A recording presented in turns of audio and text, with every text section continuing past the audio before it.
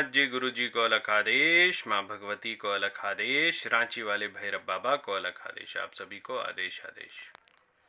आज की जो ये कथा है, ये एक जीवंत एक्सोर्सिज्म का केस है जो मैंने देखा है। और ये उस जमाने की बात है जब हम सबका परिवार टीवी खोल करके बैठ जाता था। एक सीरियल आता था उस समय, राज पिछले जन्म का, जिसमें लोगों को हिप्नोटाइज करके आकाशिक लाइब्रेरी तक पहुंचा देते थे और फिर उनको पता चलता था कि इस जन्म में जो उनके साथ हो रहा है, पिछले जन्म में उन्होंने ऐसा क्या किया।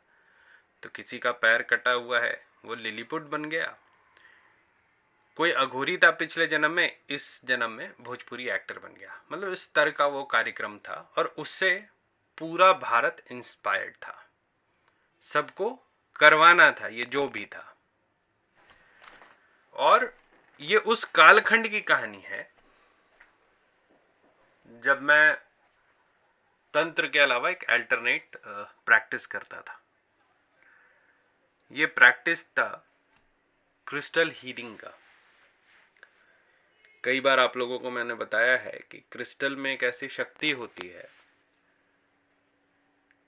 कि उसमें जो एनर्जी है वो आपकी यूनिलैटरल फ्लो करती है, मतलब एक दिशा में ही वो एनर्जी जाएगी। तो अगर आपको पता है वो प्रक्रिया जिसमें कि आप ऊर्जा को अपने शरीर में समाहित करके किसी और के शरीर में भेज सकते हैं, तो क्रिस्टल आपके लिए बड़े काम का चीज है। उस समय अघोर तंत्र से नहीं था। मेरे तंत्र के बारे में लोग जानते नहीं थे, लेकिन जानते थे कि ये जानकार है, ये इन सब चीजों पर रिसर्च करता है। एक हमारा वेबसाइट हुआ करता था, अभी भी हुआ करता है, उसके माध्यम से लोग जुड़ते थे। मैं दिल्ली में एक आश्रम में रुका हुआ था और मेरे पास एक परिवार का फोन आया। परिवार का फोन आया इसलिए बोल रहा हूँ क्योंकि उसमें महिला पर प्रेत आता था और उसका जो पति था उससे परेशान था। तो मैंने दोनों से बात की। मैंने उसके पति को समझाया फोन पर ही कि देखो, प्रेत जैसी चीजें होती नहीं हैं, और लास्ट कभी ऐसा हुआ हो कि किसी पर प्रेत सवार हुआ हो, ये 1934 की आखिरी घटना है जो लोग जानते हैं। उसके बाद कभी प्रेत किसी पे सवार हुआ हो ऐसा नहीं है। मैंने उसको बोला कि आप साइकेट्रिस्ट के पास जाओ, शायद आपको कुछ लाभ मिले। लेकिन उन्होंने बड़ा इंसिस्ट किया कि नहीं, आपको एक बार देखना चाहिए। अभी क्या है कि आप किसी को कितना भी समझा ले, लेकिन जिसके घर में प्रेत बाधा होगी, जिसके घर में सिर्फ ये डर भी हो कि उसके घर में भूत है, वो समझने से नहीं समझेगा। वो तभी समझेगा जब वो आपके सामने बैठेगा। और उसको एक ऐसा आदमी चाहिए था जो उसको लगे कि हाँ, ये मास्टर है, ये सामने से देखकर मुकर जाए। और हमने उनको बुलाया आश्रम में, और वो औरत बैठी हमारे सामने, और उन्होंने बोला कि मेरे दिमाग में एग्जैक्ट नहीं, 5-6 आवाजें आती हैं जो मुझे कुछ करने से मना करती हैं, जो मुझे कुछ कहने से मना करती हैं, जो मुझे कुछ ऐसे कृत्य करवाती हैं जो मुझे नहीं करना चाहिए। जैसे जैसे उस महिला से बात कर रहा था, ये मेरे दिमाग में पुख्ता होता जा रहा था कि ये पक्का एक साइकोलॉजिकल डिसऑर्डर है। चाहे तो इसको इन्फीरियरिटी कॉम्प्लेक्स है, इसको घर वाले अटेंशन नहीं दे रहे हैं, या कोई ऐसा काम है ये नहीं करना चाहती है, इसलिए ये भाग रही है। देखो क्या होता है, जब आप आध्यात्मिक नहीं होते और ज़्यादा पढ़े लिखे होते हैं ना, तो आप किसी भी सिचुएशन को उस किताब में बांधना चाहते हैं कि इस लॉजिक में ये सिचुएशन सेट कर रहा है तो यही सत्य है। सत्य क्या है ये जानने की कोशिश नहीं करते, बस सेट करना चाहिए लॉजिक पर। मैं वही बैठ के कर रहा था। उससे बात करते करते मैं अपने कॉपी पे नोट्स बना रहा था, और मैंने बोला कि ऐसा होता नहीं है। आप जो बोल रही हैं मल्टीपल पोजेशन का केस, ऐसा भी कुछ नहीं होता है। अब मेरे होश उड़ने वाले थे थोड़ी देर में। तो जब आप रिसर्च करोगे ना, तो आप लोगों को ट्रिगर करने सिखाया जाता है। ट्रिगर करने का मतलब होता है कि किसी को गुस्सा दिलाना।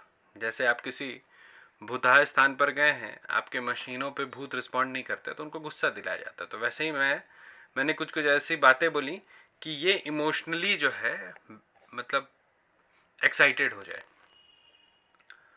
और बिल्कुल वैसा हुआ। और फिर उसके चेहरे पे एक बिल्कुल शांत भाव आ गया, बिल्कुल आराम से वो बैठ के मुझे देख रही है, मुस्कुरा रही है, मैं कुछ भी बोल रहा हूँ वो कोई रिस्पॉन्स नहीं दे रही है। फिर ओपनिंग हुआ, पहली आवाज थोड़ी हटी हुई और उड़िया थे, बंगाली में बोलना उसने शुरू किया। तो थोड़ा बहुत बंगाली मुझे आता है, झारखंड बॉर्डरिंग एरिया का हूं। तो पहली जो थी वो उसने खुद को विधवा बताया कि मैं एक विधवा हूं और मैं इसके साथ पिछले जन्म से हूं। अच्छा, जैसे मैंने पिछला जन्म सुना ना, मैं समझ गया कि ये फिर वही पिक्चर की कहानी है जो सीरियल लोग देखते हैं। इसके बाद एक बच्चे की तरह वो बात करे और बोले कि मैं इसका बेटा हूं, मैं अपाहिज था, छोटा था, इसकी मृत्यु हो गई, उसके बाद मैं इससे मिल नहीं पाया, अभी बहुत हाल में ये मुझसे मिलने आई तो मैं इसके साथ हो गया हूं। और 3 भूली भटकी आत्माएं जिसको इससे कोई मतलब नहीं था, लेकिन उनको एक रास्ता दिखा कि शायद अब यही मुक्ति का मार्ग है और इसके साथ वो चल दिए। मुझे समझ में नहीं आ रहा था ये चल क्या रहा है। मैंने ऐसे लोगों को देखा था जिनके आंख का रंग बदल जाता है। तो आंख का रंग बदलना आप लोगों ने टीवी में देखा होगा, लेकिन ये भी एक साइकोलॉजिकल फिनोमिना होता है जिसमें आंख बदलता है। अभी देखो, अभी क्या है इसमें, पढ़ा लिखा हूं तो पढ़े लिखे की कसौटी पे आपको बता रहा हूं, लेकिन इसी का एक सुपरनैचुरल वर्जन भी होता है, एक पैरानॉर्मल वर्जन भी होता है। ऐसे लोगों को देखा था जिसके आवाज़ें बदल जाती हैं, ऐसे लोगों को देखा था जो 5-10 लोगों को ऐसे पटक देते हैं, ऐसे लोगों को देखा था जो दीवार पे चढ़ने की कोशिश करते हैं। लेकिन ये बिल्कुल नया था, ये फिल्मी था। ये 5-6 आवाज़ों में बात कर रही थी, 5-6 टोनैलिटी में बात कर रही थी।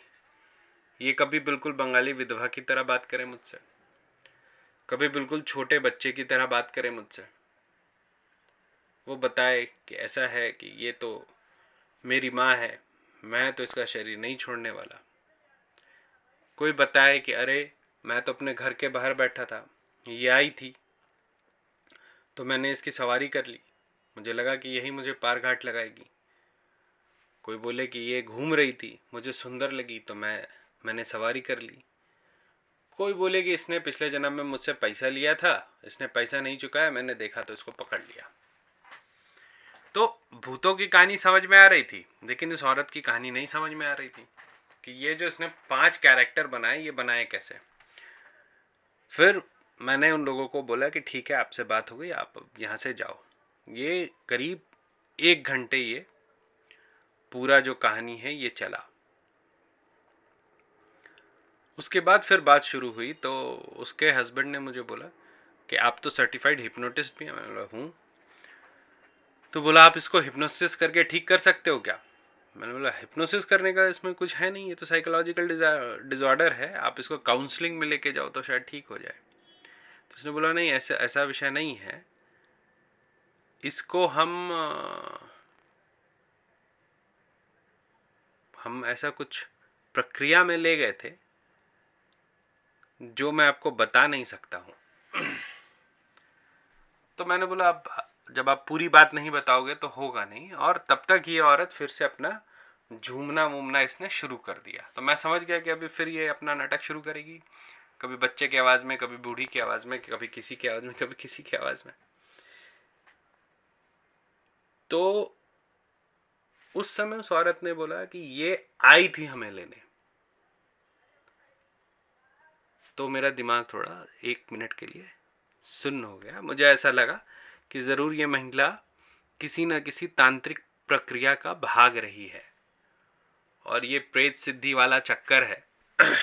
मैंने सोच लिया कि इसको जल्द से जल्द मतलब साष्टांग प्रणाम करूं, दंडवत करूं और भेज दूं।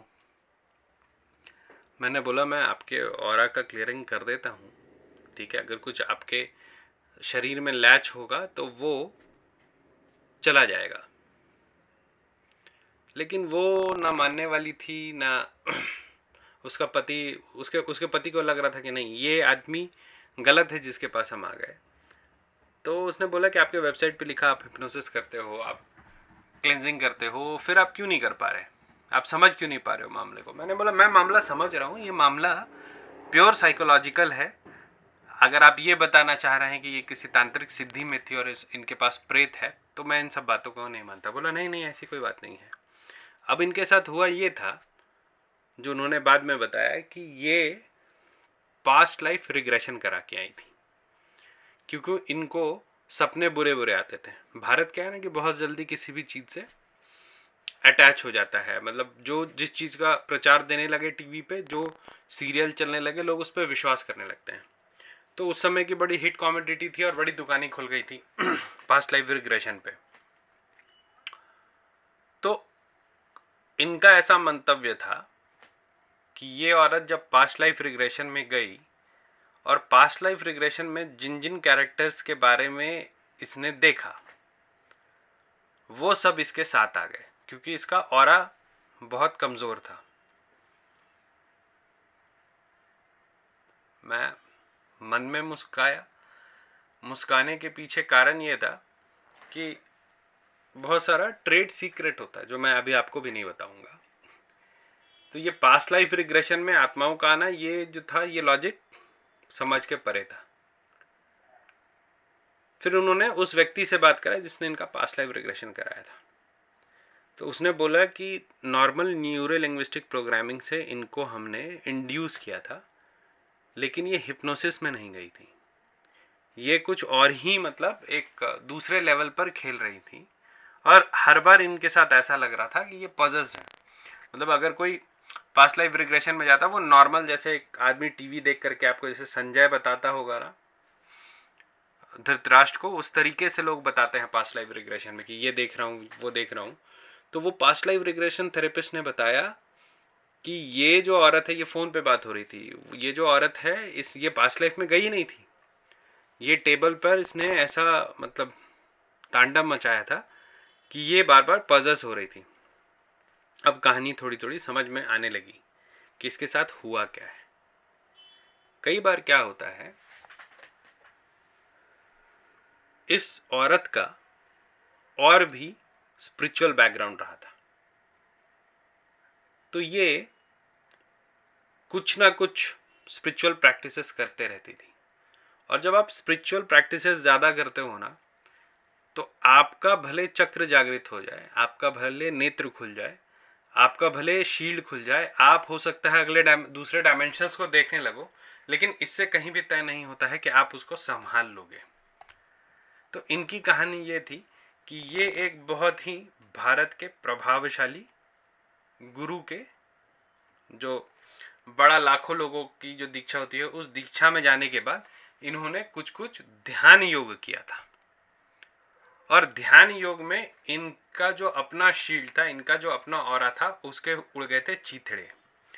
और जब इनको इंड्यूस कराया गया हिप्नोसिस में, तो ये सीधे संपर्क में आ गई जो आसपास की आत्माएं थे उससे, और उन्होंने इनके ऑरा को कब्जा कर लिया। जब इतना समझ में आया, देखो प्रेत शरीर में प्रवेश करता है, भूत सिर्फ आपको इन्फ्लुएंस करता है। इनके साथ हुआ ये कि ये किसी और के अधिकार क्षेत्र में प्रवेश कर गई, मतलब किसी और दुनिया में प्रवेश कर गई उस इंडक्शन के माध्यम से, और इनको खुद को बचाना नहीं आता था। तो ये जो प्रेत थे या ये जो भूत थे, आप इनको किसी भी नाम से बोलो, इन्होंने इनको जकड़ा कि इसके माध्यम से ये पास कर जाएंगे, ये जो भी योनि में जीवित है, और उसके बाद इनको तरीके से तंग करने लगे। तो उस समय तो मैं मंत्रों का बहुत प्रयोग नहीं करता था, एक गायत्री मंत्र का प्रयोग करता था। गायत्री मंत्र से जितना कर पाया, करने के बाद क्रिस्टल से जिसको इटर्नल स्वीप बोलते हैं, इनके ऑरा को क्लीन किया, इनका बंधन किया और फिर इनको छोड़ दिया। उस दिन के बाद कभी भी ये संपर्क में नहीं आए। एक बार बहुत बाद में आए थे, इन्होंने बोला अब पुरानी समस्या सब ठीक हो गई है, बस थोड़ा धन का अभाव है तो उसके लिए कुछ कर देते हैं। मैंने बोला उसके लिए काम करो। किसी भी चीज़ को देख के जो सुपर नेचुरल या पैरानॉर्मल हो उसकी तरफ कूद के नहीं जाना चाहिए। जब आप हिप्नोसिस में जाते हैं तो आप अपने अधिकार क्षेत्र को, अपने शरीर के अधिकार क्षेत्र को, अपने मन के अधिकार क्षेत्र को, अपने प्राण के अधिकार क्षेत्र को, अपने उपप्राण के अधिकार क्षेत्र को, अपने चक्रों के अधिकार क्षेत्र को, अपने कोशों के अधिकार क्षेत्र का आप उल्लंघन करते हैं और तब आप एक ऐसी दुनिया में जाते हैं जहां आपका अधिकार नहीं है, जहां आपका प्रवेश वर्जित है। वहां अगर जाते हैं तो उससे पहले आप इतने सिद्ध होने चाहिए कि आपको वहां पर प्रवेश मिले, पहला विषय। दूसरा विषय कि अगर आप वहां जाते हैं, वहां किसी भी तरीके की कोई घटना दुर्घटना होती है तो उसको संभालने के लिए आप सक्षम होने चाहिए, या जो आपको उस दुनिया में ले जा रहा है वो सक्षम होना चाहिए। तीसरा और बहुत जरूरी बात, अगर ये दोनों चीज आपके साथ नहीं है तो आप समझ लीजिए कि आप वहां से सिर्फ झूठ, क्या झूठ, फिर से सुनिए, सिर्फ झूठ और परेशानी लेके लौटेंगे। आज के लिए इतना ही। जिनको पेड व्हाट्सएप ग्रुप से जुड़ना है वो मेरे पेड व्हाट्सएप ग्रुप से जुड़ सकते हैं। नंबर है 9431188585। इसमें जो साधना का शुरुआती आसन, बंधन, मंत्र होता है, जो भैरव जी की साधनाएं होती हैं, वो हम कराते हैं। 3 महीने का काल है। 9431188585 इस नंबर पे आप संपर्क कर सकते हैं।